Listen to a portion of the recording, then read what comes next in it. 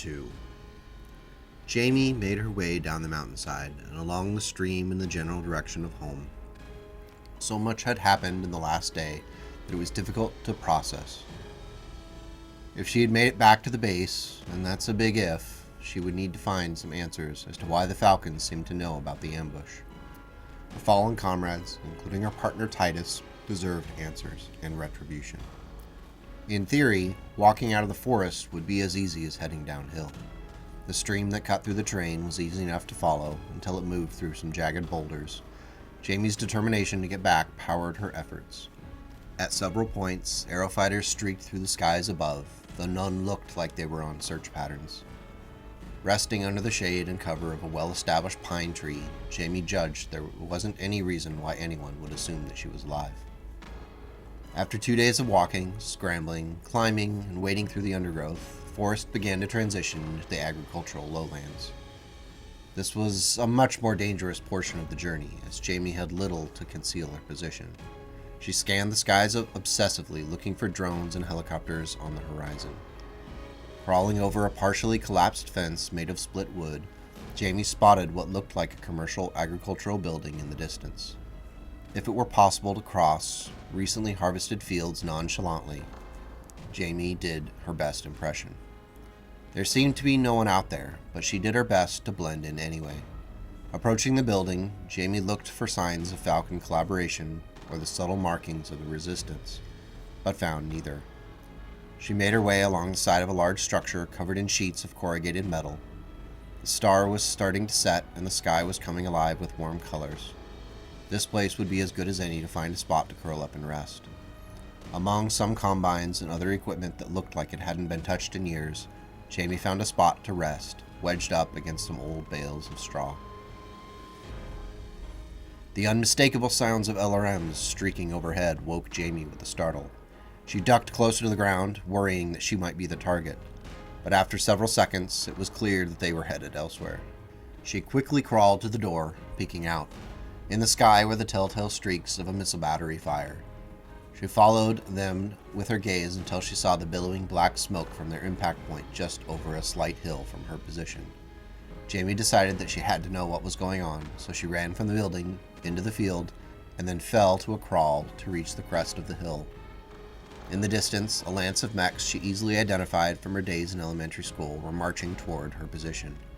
A battered javelin returned fire with its LRMs, sending 15 missiles streaking over Jamie's head. She had to cover her ears as they corkscrewed through the atmosphere. She turned and for the first time saw the source of the original shots. A pair of Falconer battle mechs were advancing slowly, taking their time and enjoying the range advantage over their inner sphere opponents. Jamie recognized the Black Lantern from the ambush site. The other looked heavier, but she wasn't sure of the design. To Jamie, all the clan mechs looked like uninspired trash. She turned back to look at the inner sphere mechs, which were all moving in a full run towards the planners in a mad dash to close the distance. Next to the javelin, a Valkyrie fired its LRMs while leveling its right arm to fire its medium laser, even though it was too far away to do much damage. It still crackled over Jamie's head and made her hair stand on end. Realizing that she was right in the thick of the fight between these mechs, Jamie looked around frantically trying to find cover. Seeing that there was none to be found, she decided the best path was in the direction of the inner sphere mechs, hoping they would win out against the clanners. The heaviest mech in the lance was an Enforcer. When it fired its AC-10 and its large laser together at what turned out to be a Shadowhawk 2C, the concussion made Jamie's eardrums throb. She had to throw her hands over her ears as the autocannon shells streaked towards the clan mech. Several hit true, blasting smoldering craters in the 45-ton battle mech. The azure light from the large laser melted armor from the left and center torso, giving the mech a nasty character builder scar. If it were possible for a mech to show emotion, Jamie would have described the moment from the clan mech as that of surprise. It recovered from the hits and began to move forward. When it lifted its arms, the rhythmic thudding of pulse lasers crossed the distance between the two mechs and stitched across the Enforcer. The ER medium laser stabbed into the hole created by the pulse lasers, and the Enforcer's left shoulder began to slump. The internal structure was burning, melted, and could no longer bear the weight of the mech's arm. The third and fourth Inner Sphere mechs backed up the Enforcer by closing in and beginning to circle the Shadowhawk 2C. The twin commandos looked to Jamie as if they were old as time. But their mech warriors must be comfortable working together because they moved with practiced grace. Both the Shadowhawk and the Black Lantern were forced to pivot as the light mechs circled them. When both the Intersphere mechs fired, the combined fire of 20 SRMs and 2 medium lasers hit the Shadowhawk in the right leg and hip. The clan mech's damaged endosteel frame buckled, and the mech toppled while firing. The medium pulse lasers cut across the path of one of the commandos, but did not make contact. Black Lantern's mech warrior responded by turning and backing away from the fray. It lashed out with its large laser, which hit true on one of the twin commandos. The intense beam cored through the right torso armor, unbalancing the running mech, which toppled and smashed into the plowed farmland. In the same moment, it launched another set of 10 LRMs towards the Javelin, which peppered the mech's armor with explosions.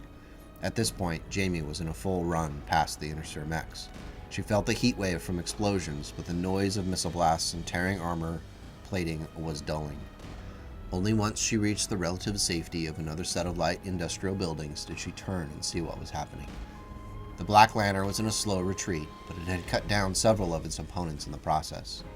One of the commandos had yet to get up, while the other was backing off with an awkward gait as it was now missing an arm and a significant portion of its torso. After being cored out by laser fire, the Enforcer stood motionless with its limbs hanging limp. The Javelin was on its back, and there was billowing black smoke pouring from its center torso. Firing the last of its LRMs, the Valkyrie retreated back into the sprawling light industrial buildings that ringed the city. The missiles pelted the Shadowhawk 2C, which was struggling to pull itself along the ground with the remnants of its destroyed leg still attached. After the missiles pelted its back, the mech remained motionless. As the surviving commando reached the cover of the buildings, the Black Lantern's mech warrior leveled its barrel and fired one last time with its large laser.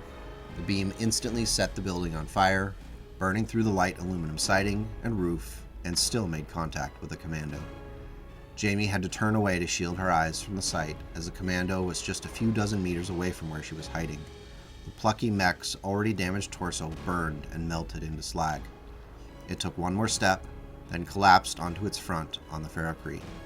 Jamie turned to see the Black Lantern had disengaged, so she quickly ran from the cover towards the fallen commando. The cockpit hatch popped open, and through it crawled a raven-haired mech warrior, wearing a coolant vest and shorts. She held a pistol in her hand, and when she spotted Jamie, she aimed it at the girl who was crawling up onto the mech. "We have to get out of here," Jamie said in a frantic tone. "No kidding," said the mech warrior, lowering the pistol and climbing the rest of the way out of the ruined mech. After Jamie helped the mech warrior down to the ferrocrete street, the mech warrior added, "You look like you're in the fight. What are you doing here?" "Long story. Let's go before the Falcons get here," Jamie said with her head on a swivel. The mech warrior looked out toward the black smoke in the distance and said, "We need to get my brother. He's in the other commando."